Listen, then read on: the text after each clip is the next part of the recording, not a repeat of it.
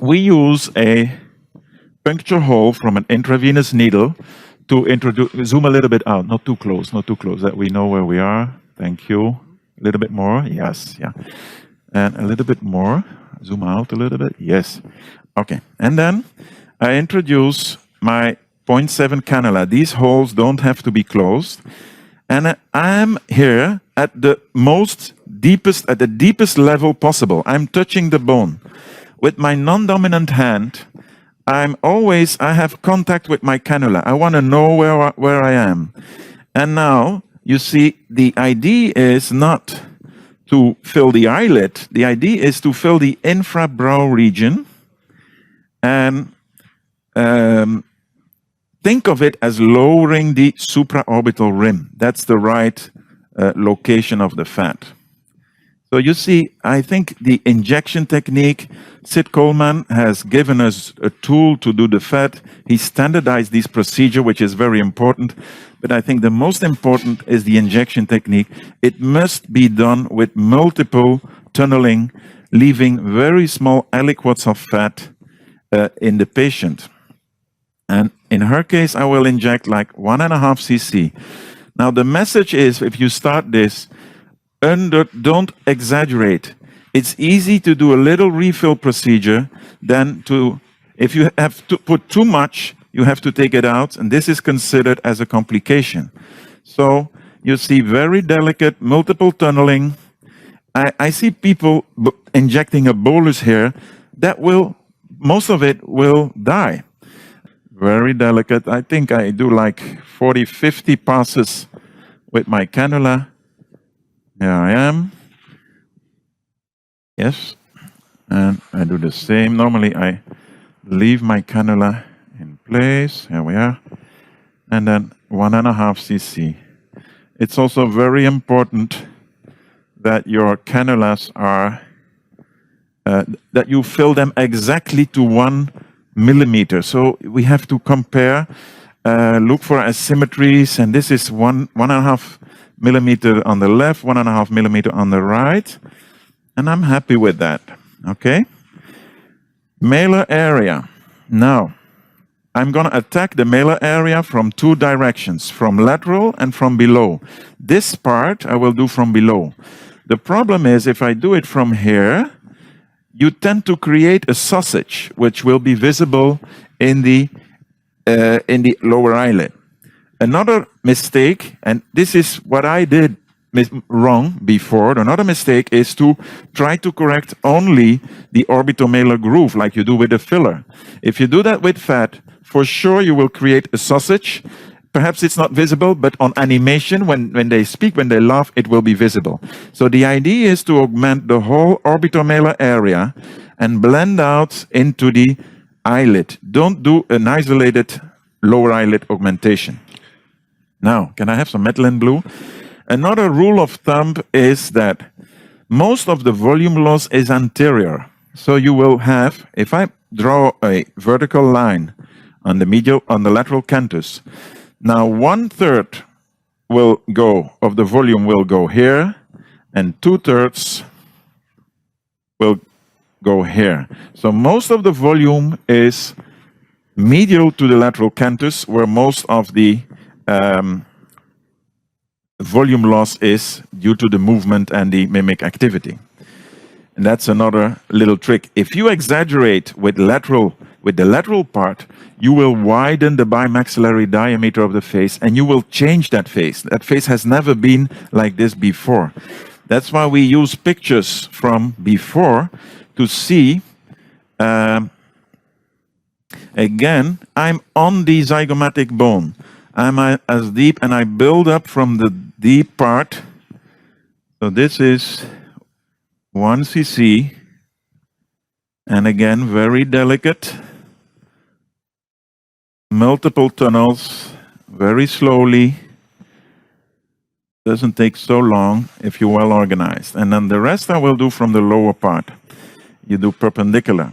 So you can go quite high up to the tarsal plate. And yeah, I'm a little bit confronted with the tube. Okay, again, non-dominant index on the eyeball, protecting the eyeball. I can feel my cannula passing between my finger and the inferior orbital rim. There we are. I go very slowly. The idea is to leave very small aliquots, and most of the volume goes and in the anterior part of the malar area. Patrick, are you going upper to the eyelid cheek junction in a deep level or not? Where is the tip of your cannula? The tip of my cannula is here. Wait, I will show you, but I'm not. It's here at the level, at the border of the you have. I showed you on the picture. If you look at her frontal view, she has some orbicularis hypertrophy. Yeah, yes. And I will try to. Yes, I will try to camouflage that a little bit by building up that lower eyelid. But the idea is come from below, and then most of the volume is here, and you blend out here. There's less volume. You're blending the eyelid cheek junction. Yes, that's the idea. Yesterday I showed a little picture of an artistic interpretation of that. And then the other part, okay? The idea is, again, not to exaggerate. If you put too much, again, I put a little bit more here. So this is 4 cc, and I think that's enough with her. There we are. And you can see there is a nice anterior projection, not lateral projection, if you compare it to the other side. Could we have a view from here? Okay, you can see that this is nicely projecting, and this is flatter. You see the difference? Okay. Yeah, perfect. The same here. Or perhaps I do the rest, so you can go back to Timothy. I think he has very interesting things to show. Now, the nasolabial fold also, don't approach it from below, approach it from lateral, because again, there is a risk of creating a sausage. And the idea is that in this triangle, most of the volume goes in the piriform fossa.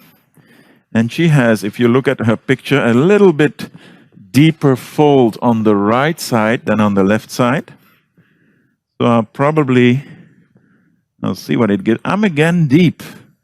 Don't go too superficial. This on the maxillary bone. I'm here, and I will put 1.5 cc here and 1 cc on the other side. Again, don't exaggerate. That is the big message if you start doing fat grafting. Okay, and 0.5 cc. Watch out, don't put too much here or it will become visible. And 0.5 cc is enough. Okay. You can make as much injection holes as you want. You don't have to close them. It's not a problem. And then I do 2 cc's. I will do 2 cc's in the marionette groove, which is more the pre-jaws hollow, pre-jaws sulcus. To my opinion, very difficult to correct. So 2 cc might look a little bit much, but I think she can need that.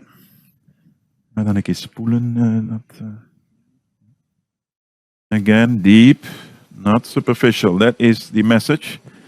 Take-home message is all the fat is deep.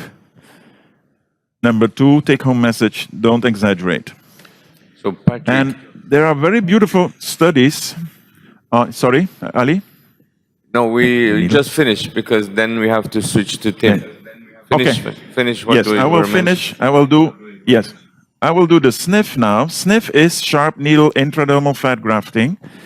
And normally I mark all these small rhytids on the glabella. She doesn't have a lot. She'd have 1 rhytid here. So I will, with a 23G needle, I will inject this in a very superficial intradermal level. So you see, the idea is to use this like hyaluronic acid. And the endpoint is a little, you see the blanching while I inject, while I redraw. Yes. You see the blanching of the skin. The endpoint is overcorrection. You create a little rich, and now the green, a little rich, part of it is saline. In 1 hour, it will be resorbed and you don't see it anymore. So you have to overcorrect that. I will also put a little bit fat in the lips. She wants a discrete lip augmentation. You can see that she cheats a little bit with a tattoo. So I will do first the deep fat grafting into the muscle with a little puncture hole at the commissure. And again, in her case, it's very discreet. I will do 1 cc in the upper lip and 1 cc in the lower lip. Now it's important, tomorrow we'll talk about this, that you keep the proportions in the lip. The upper lip is bigger. The upper lip in the frontal view, the upper lip is smaller than the lower lip. Ideally, it's 1.618, golden proportion, and so on. But the mistake is people ask to fill their upper lip, and if you do an isolated upper lip augmentation, and you come to a proportion 50-50 upper lip, lower lip, that looks very, very unnatural, even ridiculous, I would say. So this is all that I'm gonna use. Yes? Okay, so we keep you on the screen, but we will switch the microphone. There is something. Okay. There is something that I'm gonna show. Okay. And this is the sniff procedure for the upper lip, for the vermilion border.